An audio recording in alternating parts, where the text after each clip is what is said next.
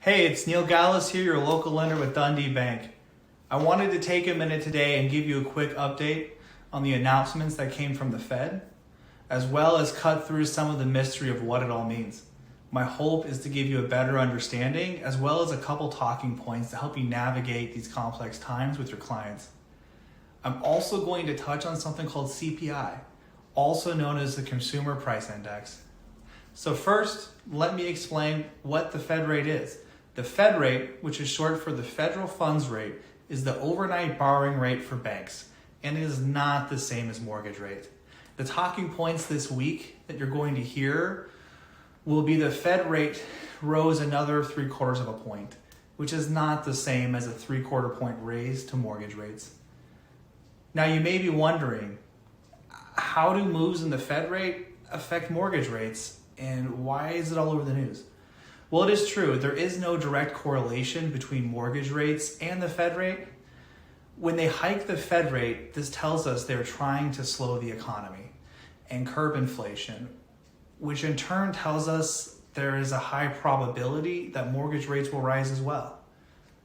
Even though oftentimes mortgage rates have already priced in the changes to the Fed rate ahead of time, it is still used as an indicator to try to predict where the market may be heading.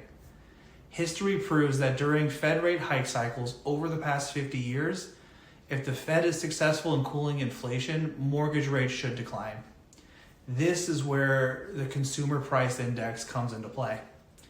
The Consumer Price Index looks at a wide range of market sectors like food, energy, medical, travel, and averages their change over a time period. Typically, this is done over a 12-month rolling calendar, meaning September's 2022 CPI reports is an average change of the cost of goods from September 2021 to September 2022. Now that we know what CPI is, let's talk about the numbers. September's CPI was reported at 8.3%. The good news, that is 0.2% lower than the prior month at 8.5%.